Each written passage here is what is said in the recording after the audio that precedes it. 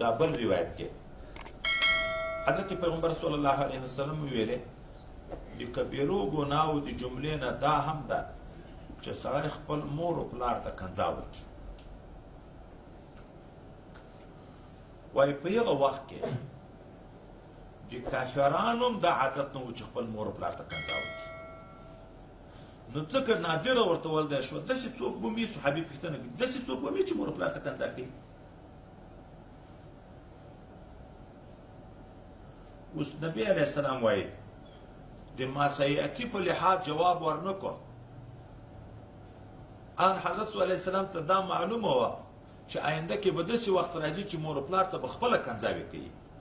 حتی مور او پلار به وایي آیا نه ورته ویلې چې او دا خلک را روان دي. لاندې د دی د وخت موافق جواب ورکړه. خپل مور او پلار ته خو دی وخت کې چا کنځا نه کولې خو د بل پلار او د بل مور ته کنځاوې خو رواج وي. په هغه وخت کې چې سره جنګ به شو د بل مور ته به کنځا کولې که به نه کولې. نبی علیه السلام دا ځای ورته ذکر کړو دا د بل پلار ته چې کنځا وکړه هغه به د تا پلار ته کنځا کوي.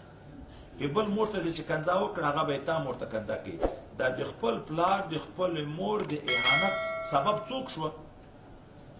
ته شوې که تا پردي پلار ته کنځا نه وکړې تا پلار ته یې نه کړه. که تا پردي مور ته کنځا نه وکړې د دغه ځای نه موږ فقهي یو بله مسله مستنبطه شوه چې سبب د ګناه ده. خپله مور پلار ته کنځا کول خو ګناه کبیره ده خو د بل پلار ته د بل مور ته کنځا کول چې هغه بیا د تا پلار او مور ته کنځا کوي دا هم ګناه کبیره شوه. د خپل مور او پلار د کنځا سبب شوې ته دا سبب هم کبیره ده ولې خو بیان خو د چا کوي د کبایرو کوي.